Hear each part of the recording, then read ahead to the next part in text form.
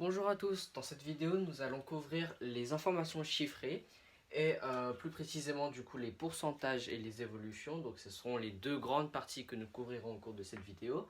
Vous apprendrez du coup comment calculer une proportion et un pourcentage, ainsi qu'un pourcentage de pourcentage et une évolution, enfin le lien entre une évolution et un pourcentage.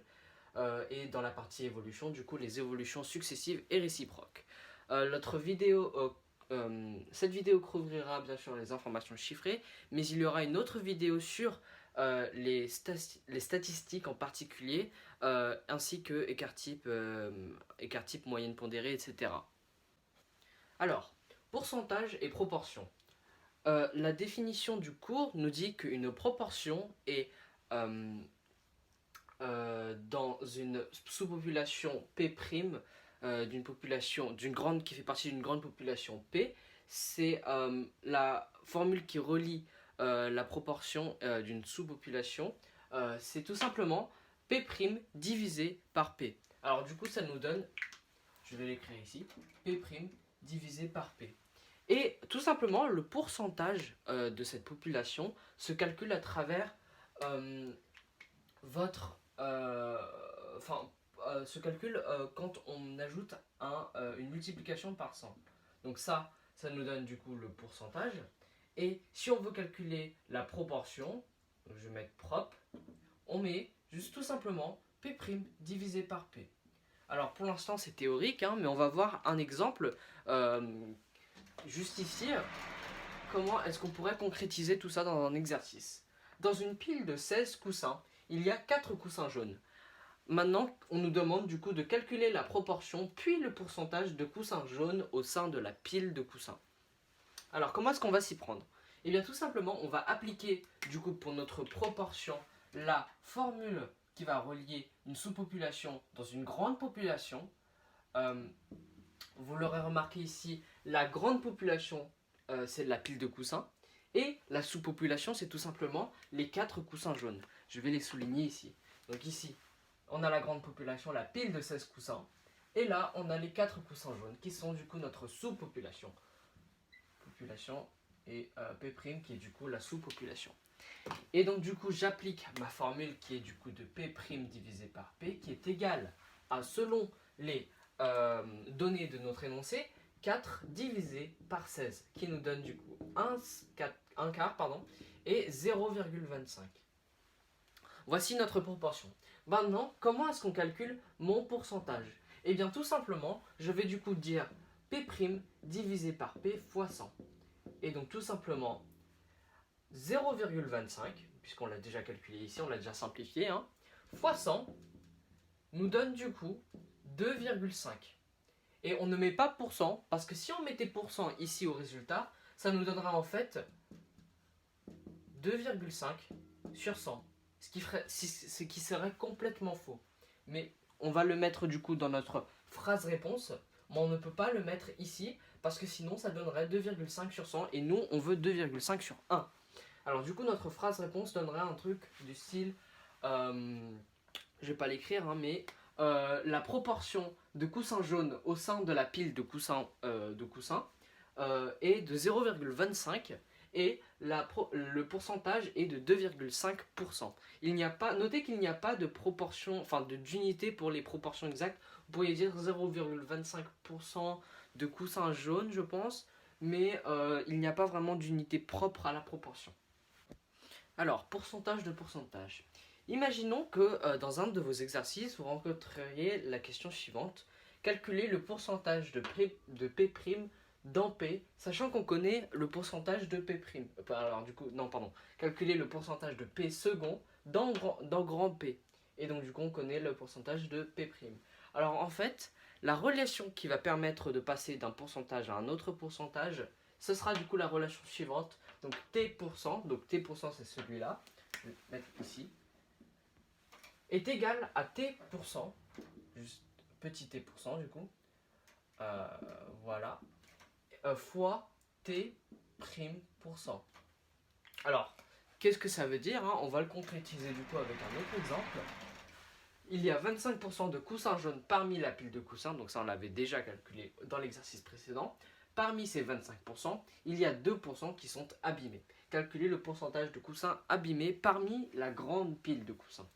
Alors on va imaginer que du coup les 2% de coussins abîmés sont les deux seuls coussins abîmés du lot, parce qu'on ne pourrait techniquement pas répondre à la question si on ne connaîtrait pas l'ensemble des coussins abîmés. Mais on va dire que 2% c'est l'ensemble des coussins abîmés au sein de la pile jaune.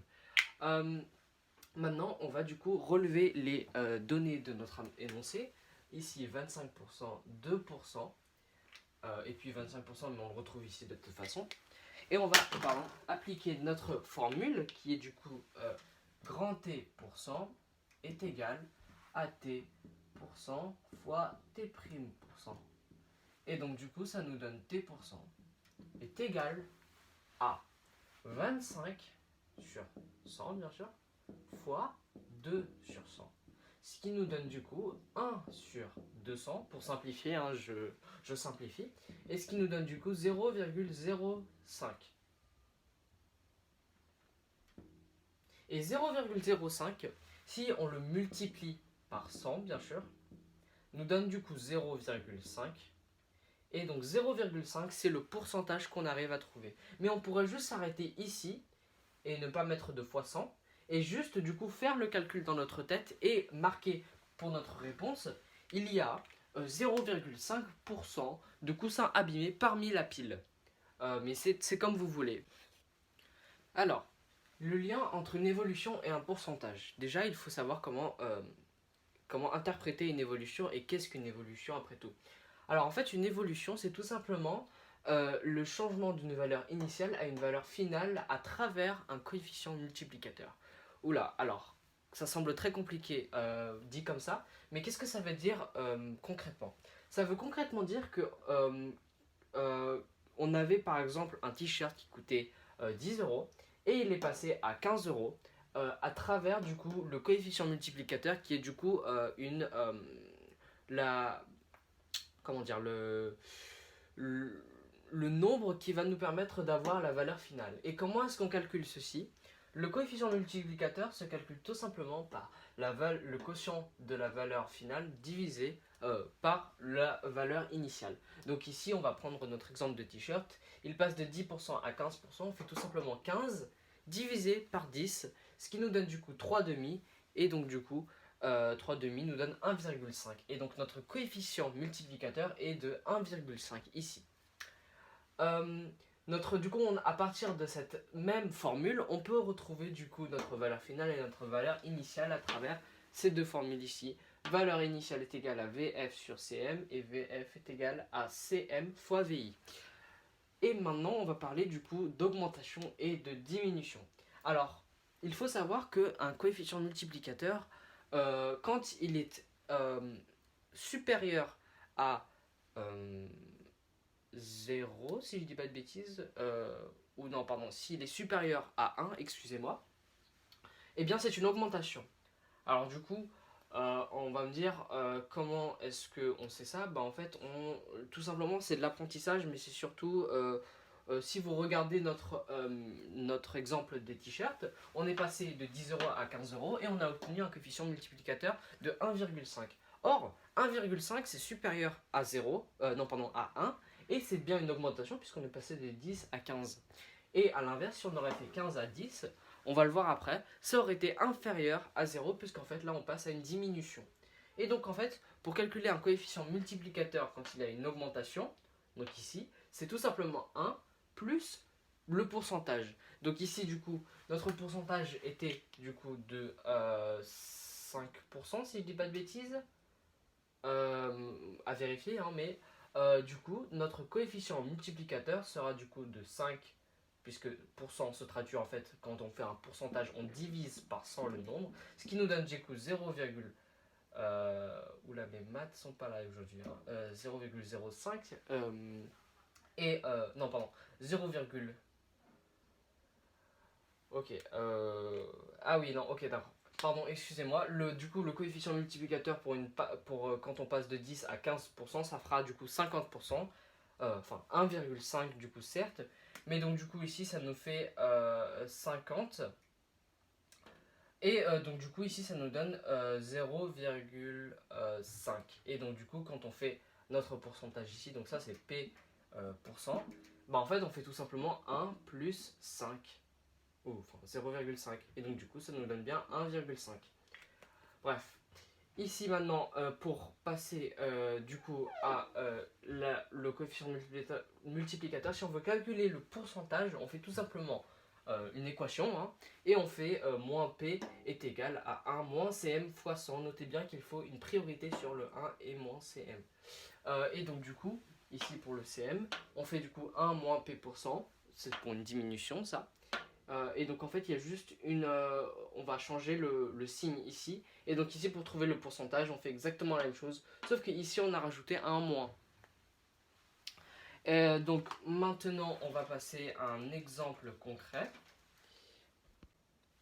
Alors, voici un tableau, très long hein, d'ailleurs, et c'est un exemple d'exercice que vous rencontrez au cours de ce chapitre et au cours de votre évaluation. Donc l'idéal, ce serait en fait de marquer toutes vos formules, si par exemple vous êtes en test, de marquer toutes vos formules sur un brouillon. Comme ça, vous ne perdrez pas votre mémoire en plein chemin et vous n'aurez pas besoin de réfléchir. Alors du coup, je vous conseille énormément d'apprendre toutes ces formules, mais si vous comprenez le cours, il n'y a pas de raison que vous ne les reteniez pas. Alors, ici on nous demande de remplir le tableau suivant. On a du coup un prix initial, un prix final, un pourcentage de variation et un CM, donc coefficient multiplicateur. Le pourcentage de variation, je ne vous l'avais pas mentionné avant, c'est tout simplement en fait le pourcentage, mais du coup d'un CM. Comment est-ce qu'on va faire ça? Vous allez voir, mais vous allez voir tout simplement en fait que l'exercice révolve autour du CM. Alors du coup on va calculer la première ligne. Je ne vais pas le calculer exactement, mais je vais juste vous montrer le calcul qu'il faudra faire. Donc on a prix initial et pourcentage de variation. Alors du coup on va tout simplement faire, pour calculer notre prix final, 17 fois 1,04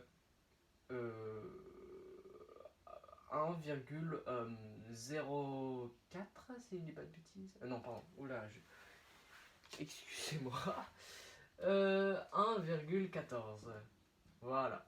Pourquoi est-ce qu'on a 1,14? Parce qu'en fait, tout simplement, 1,14 représente une augmentation, donc notre plus ici, de 14%. Et donc on avait dit qu'un CM, si c'était une augmentation, c'était supérieur à 1. Donc on met notre 1 ici, et on met 14 ici, parce qu'en fait 14% se traduit littéralement par 0,14. Et quand on fait 1 plus 0,14, ça nous donne forcément 1,14. Alors maintenant je vais calculer le CM de ceci, donc moins 20%, je fais tout simplement 1 moins 0,2, ce qui nous donne du coup 0,8, et 0,8 nous donne notre coefficient multiplicateur. Et on va faire du coup comment calculer le prix initial. Et bien le prix initial, on va faire tout simplement VF, c'est-à-dire 120, divisé par 0,8, ce qui va nous donner quelque chose, mais bon, je ne vais pas le calculer.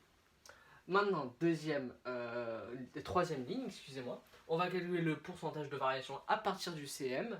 Et donc là, on remarque que c'est du coup inférieur à 1. Et bien logiquement, on va faire 1 moins 0,915 fois 100. Pour trouver du coup notre coefficient multiplicateur, notre pourcentage de variation, pardon. Et on va mettre un moins ici parce qu'on sait que ce coup ça va être une diminution, puisqu'il est inférieur à 1 logiquement. Et donc du coup quand j'aurai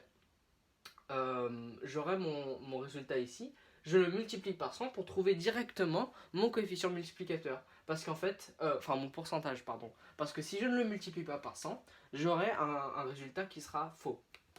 Maintenant du coup que je connais mon pourcentage de variation, enfin j'ai pas vraiment besoin du pourcentage de variation pour connaître ça, je fais tout simplement prix final, donc du coup, valeur initiale, c'est-à-dire 544 fois 0,915. Et donc là, bon bah vous comprenez un peu l'idée, je vous invite fortement à faire l'autre moitié, et je sais pas, me mettre en commentaire ou alors tout simplement m'envoyer un message privé si vous avez mes coordonnées. Pour que je puisse possiblement le corriger si vous voulez. Dernière chose, je n'avais pas couvert du coup cette situation particulière. Si on a du coup, on connaît du coup le prix initial et le prix final, on fait tout simplement pour trouver le coefficient multiplicateur, la formule que j'avais donnée premièrement, CM est égal à VF sur VI. Mais vous avez tout, littéralement tout. Après, je pense pas que ceci soit nécessaire pour cet exercice-là. On va voir après dans quelle situation on pourrait l'appliquer. Mais par exemple, voilà, donc du coup 123, on fait 132 divisé par 123. Dans le cas de, oui, pour trouver un pourcentage de variation, on pourrait tout simplement faire 1 moins CM. Donc ici, vous le verrez, je fais 1 moins CM fois 100. Et oui, et donc ici, du coup, je vais mettre mes petites parenthèses ici pour appliquer du coup mon raisonnement. Et donc je trouve du coup le pourcentage et je n'oublie pas de mettre, parce qu'un pourcentage de variation se calcule souvent par le pourcentage, certes, mais il faut aussi ajouter le moins ou le plus si ce n'est pas précisé dans l'énoncé, pour bien indiquer que c'est une augmentation ou une diminution. Parce que juste si je mets 20% comme ça, je ne sais pas si c'est une augmentation ou je ne sais pas si c'est une diminution. Alors, introduction de variation relative et variation absolue. On est toujours dans l'évolution de pourcentage, enfin le lien entre l'évolution et le pourcentage, mais du coup c'est une sous-partie de cette sous-partie. Alors, la variation absolue se définit comme être la soustraction entre, enfin la différence de la valeur finale, enfin de la variation finale ou de la valeur finale par la valeur initiale. Et la variation relative se définit comme être la variation absolue divisée par la valeur initiale fois 100. Pourquoi est-ce que j'ai dit valeur absolue? Parce qu'en fait on retrouve exactement les mêmes, je pourrais aussi dire VF moins VI, mais bon, on remarque en fait que pour calculer la variation relative, on a besoin de la variation absolue. Alors, j'ai mis une petite remarque parce qu'en fait, pour la variation relative, on remarque en fait que c'est un pourcentage alors que la variation absolue c'est une unité quelconque. Donc par exemple si je veux parler d'immeubles, et ben, ma variation absolue sera les immeubles. Et vous verrez pourquoi. Alors on va prendre un exemple pour la variation absolue. Il y avait 5 habitants dans une maison, il y en a maintenant 3. Calculez la variation absolue. Très simple comme exemple, hein, mais vous aurez peut-être un exercice très compliqué avec du coup des variations absolues, variations relatives, parfois des pourcentages, etc. Et bien en fait, là je suis juste en train de simplifier, mais je pourrais prendre des nombres astronomiques comme 1 880 019 et je sais pas moi 3 milliards, un truc comme ça. Bref, je vais prendre du coup ma valeur finale qui est du coup 3 et ma valeur initiale qui est du coup 5 et je fais du coup 3 moins 5, ce qui me donne du coup moins 2. Mais je pourrais très bien avoir une ville qui ne cesse d'augmenter, donc par exemple on a 11 000 habitants en 2021 et en 2022 j'aurai du coup 23 000 habitants et donc je fais juste 23 000 moins 11 000 et donc c'est normal qu'il y ait du coup un signe négatif. Maintenant pour la valeur relative. Alors, Donkey Kong a mangé 230 bananes cette semaine. La semaine suivante, il en mange 276. Calculez le taux d'évolution de bananes mangées. Bananes mangées. Alors, je vais du coup appliquer ma formule de la variation relative. Donc, variation relative. En faisant du coup 276 moins 230, puisque ici on a la valeur finale et ici on a la valeur initiale. Et donc du coup je divise tout par la valeur initiale qui est du coup de 230. Alors je ne pourrais pas faire par exemple 230 et j'enlève les 230, ça me donne juste 276 parce qu'il y a du coup des priorités que je me dois de respecter. Alors du coup je vais faire 276 moins 230, ce qui me donnera du coup 46 divisé par 230 et quand je le simplifie ça me donnera tout simplement 0,5 et non pardon 0,2 parce que ça me donne un cinquième et donc 0,2 fois 100 bien sûr, hein, j'avais oublié le fois 100, excusez-moi. Je rajoute mon fois 100 ici, mais c'est comme le premier exercice où j'avais dit qu'on n'était pas obligé de le faire fois 100. Ça me donne tout simplement 0,2 et 0,2 je peux l'interpréter, le faire de tête, mon fois 100 et le mettre dans ma phrase réponse. Et donc du coup ça me donne 20%. Et 20 je ne mets pas de pourcent ici parce que sinon ça voudrait dire 20 sur 100.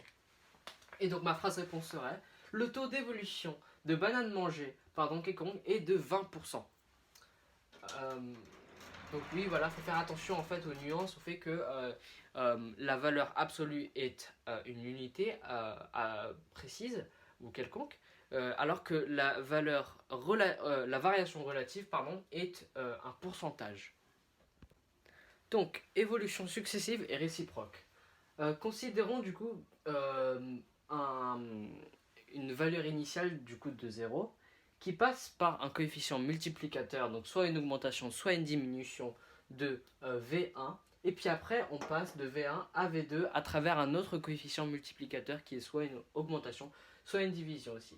Et bien en fait, faire du coup ça c'est une évolution successive puisqu'en fait on fait des pourcentages enfin des diminutions puis des augmentations, des diminutions et puis des augmentations. En fait ça revient directement à faire le CM de V0 à V2. Et la relation qui lie V0 à V2, c'est tout simplement grand CM qu'on retrouve ici, est égal à CM1, donc ici, fois CM2. On va voir ça justement après. Les évolutions réciproques. Alors ici, on va considérer du coup notre valeur initiale, donc valeur V0, et notre valeur finale, donc V1. Et on imagine qu'il y a du coup soit une augmentation, soit une diminution qui va dans le sens.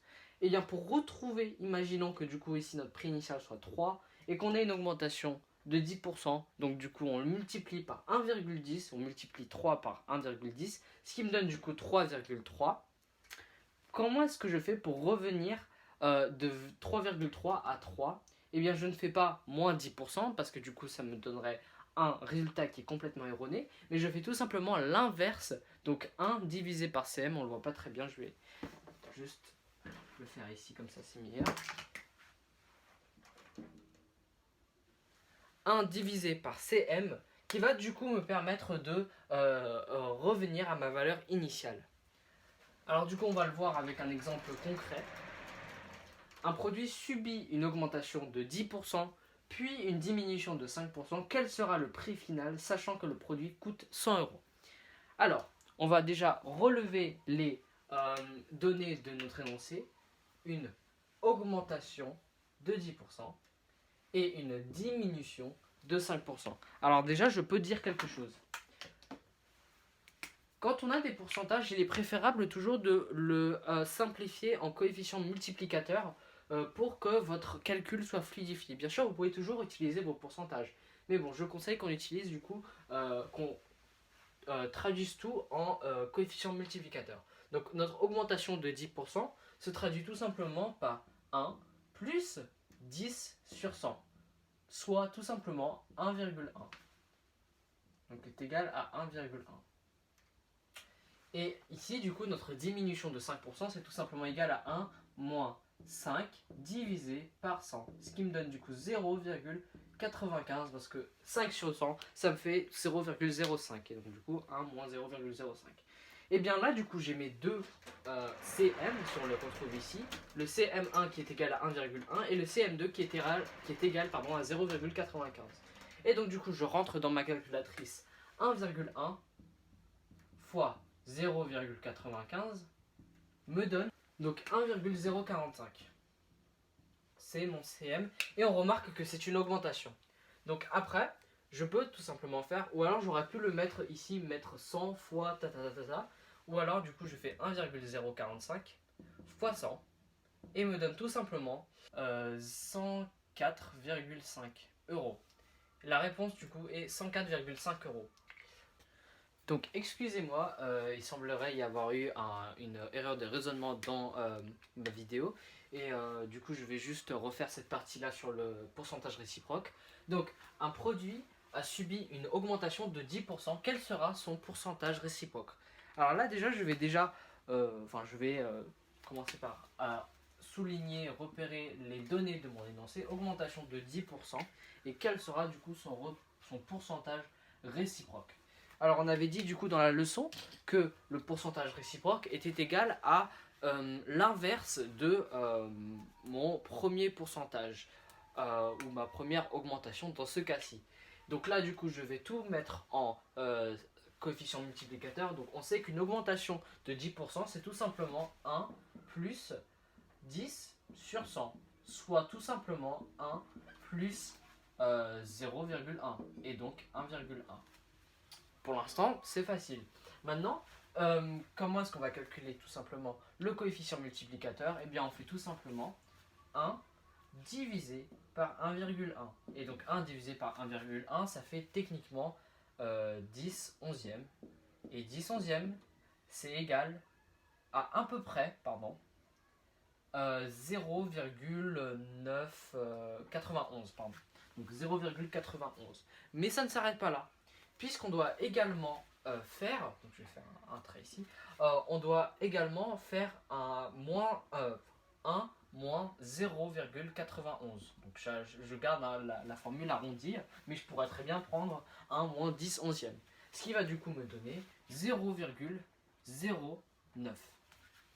0,09, comment est-ce que je l'interprète? Eh bien tout simplement, je vais le multiplier par 100. Donc 0,09, parce que pourquoi est-ce que je fais ça? Eh bien tout simplement pour avoir mon pourcentage. Donc du coup ça me donne 9%. Enfin, 9 tout court d'ailleurs. Et donc ma phrase réponse pour cette réponse-ci serait: le pourcentage réciproque d'une augmentation de 10% est une diminution de 9% ou de environ 9%. Il est important du coup de noter qu'il faut dire qu'il y a une diminution, puisque à chaque fois qu'on a une augmentation, le pourcentage réciproque sera son opposé. Et donc là, une diminution. Et si c'est une approximation, dire que c'est environ 9%. Et enfin, pour vérifier, si vous voulez vérifier, vous prenez tout simplement un nombre, donc je vais prendre 3.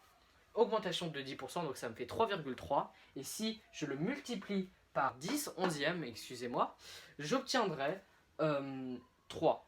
Donc 3,3 fois 10 onzièmes me donnera 3 et vous pouvez le vérifier sur la calculatrice. Donc c'est la fin de la vidéo sur les informations chiffrées et les pourcentages. N'hésitez pas à mettre un pouce bleu sur la vidéo si vous avez aimé, ou alors mettre un commentaire pour me dire ce que vous n'avez pas aimé possiblement, ou si vous avez aimé ce format. Ça m'aiderait énormément à m'améliorer en tant que youtubeur. Oui, youtubeur. Et me dire du coup si ce format vous plaît. Merci beaucoup d'avoir regardé.